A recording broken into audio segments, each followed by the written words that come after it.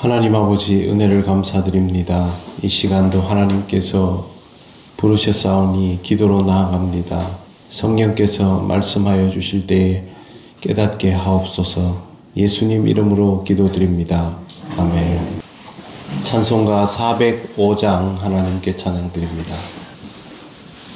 주의 친절한 팔에 안기세 우리 마음이 평안하리니 항상 기쁘고 복이 되겠네.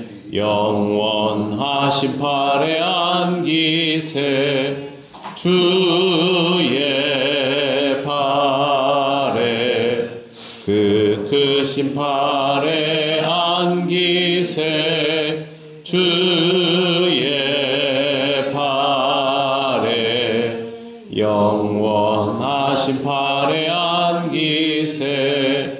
날이 갈수록 주의 사랑이 두루 광명하게 비치고 천성 가는 길 편히 가리니 영원하신 팔에 안기세 주의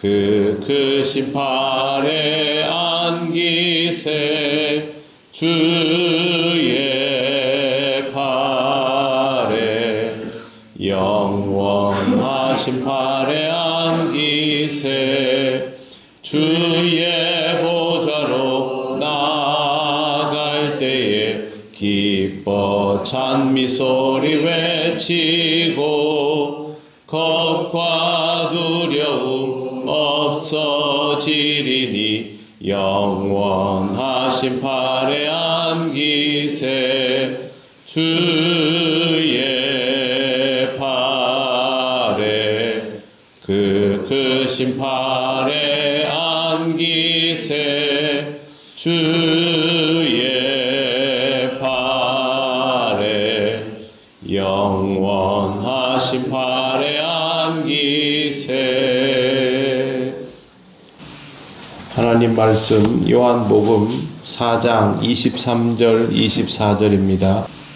다 같이 봉독하겠습니다. 아버지께 참되게 예배하는 자들은 영과 진리로 예배할 때가 오나니 곧 이때라. 아버지께서는 자기에게 이렇게 예배하는 자들을 찾으시느니라.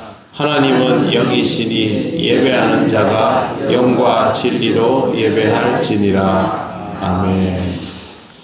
네, 오늘 우리가 23절, 24절을 읽었지만 어제와 오늘이 이 4장의 사마리아 여인과의 만남에 스토리가 있기 때문에 그 앞에 부분들을 같이 보면서 말씀을 묵상하도록 하겠습니다. 목이 말라 우물가를 찾았던 예수님께서 여인을 만나고 나서부터는 물을 달라는 말을 더 이상 하지 않으십니다. 그리고 대신에 오히려 자신에게 생수가 있다고 말씀을 하십니다.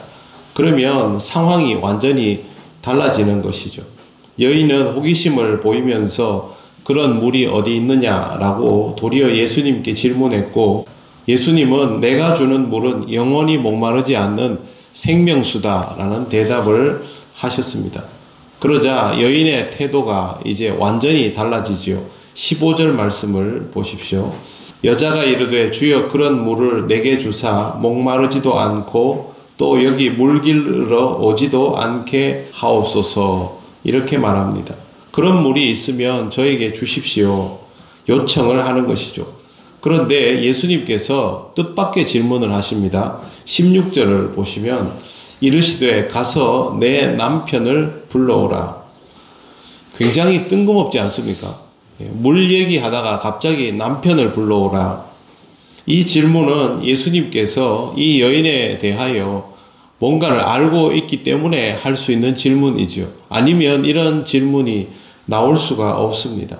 여인은 바로 자신은 남편이 없다라고 대답을 하자 예수님께서 그 말이 옳다 하시는데 18절 말씀에 보시면 이렇게 되어 있습니다. 너에게 남편이 5이 있었고 지금 있는 자도 내 남편이 아니니 내 말이 참되도다. 예수님께서 이 질문을 왜 하셨을까요? 여인이 자기의 삶에 대해서 어떻게 말하는지를 듣고 싶었던 것이죠. 얼마나 진정성 있게 주님 앞에서 그렇게 반응하는가를 보고 싶었던 것입니다. 정말 진실한 마음으로 이 목마름을 가지고 주님 앞으로 나오는가를 확인하려고 합니다. 남편이 5 있었고 지금 있는 자가 남편이 아니다는 말은 결혼을 5번이나 했다는 뜻이고 지금도 누군가와 살고 있지만 더 이상 결혼하지 못할 정도의 그런 상태라는 것이죠. 마음이 그렇게 정착하지 못하는 인생을 살아가고 있다라는 것이죠. 주님은 이렇게 진실한 마음으로 고백하는 자에게, 즉 예수님께서 말씀하신 자기 부인이 이루어지는 자에게 생명수를 주시는 분입니다. 그냥이 아니죠. 반드시 너 자신의 정체성이 무엇이냐라고 그렇게 질문을 하시는 것을 볼 수 있습니다. 우리는 그냥 생명수만을 바랍니다. 지금 내 인생이 완전히 달라질 수 있다라는 것을 생각하지 못하고 그냥 지금보다 나아지기를, 그러니까 이 여인이 물을 바라듯이 좀 더 나은 삶이 되기를 그렇게 막연하게 바라지만 주님은 그렇게 더 나은 삶이 되기를 원하는 사람에게 지금까지의 너의 인생은 무엇이냐 이렇게 묻는 것이죠. 그러면 저의 실체는 이렇습니다. 다르게 말하면 이게 다른 표현 아니지 않습니까? 나는 죄인입니다. 그 말이거든요. 지금까지 저는 인생을 헛살았습니다. 제 나름대로 몸부림을 치고 살았지만 결혼을 5번 했다는 것은요, 5번 실패했다는 뜻입니다. 쉽게 말씀드려서 제 인생은 실패였습니다. 이런 뜻이 됩니다. 나는 죄인입니다. 나는 헛살았습니다. 내 인생은 실패입니다. 저는 이것밖에 안 되는 사람입니다. 라고 솔직히 주님 앞에 내어놓을 때에 주께서 그것이 목마름이라는 것을 인정해 주시고 그런 사람에게 생명수를 허락하시는 것이죠. 주님은 다 알고 질문하십니다. 모르고 묻지 않습니다. 우리는 이런 질문을 받을까요? 받지 않을까요? 우리도 이런 질문을 받습니다. 너의 실체가 무엇이냐? 우리가 주님 앞에 기도하려고 딱 엎드리면 이 두 눈 뜨고 돌아다니면서 말하고 행동할 때는 생각지 못했던 것들이 깨달아지지 않습니까? 다른 사람 앞에서 내 자신이 옳다고 막 떠들고 내가 의도하는 것들을 관철시키기 위해서 시도하고 때로는 욕심을 내어가면서 계략을 꾸미는 경우들도 있겠지만 그런 우리 자신을 주님 앞에 이렇게 엎드리고 있으면 그게 얼마나 어리석은 건지 깨달아지지 않습니까? 그게 실토하게 만드는 것입니다. 그렇게 할 때에 주님으로부터 생명수를 받을 수 있는 자리에 비로소 설 수 있게 되는 것입니다.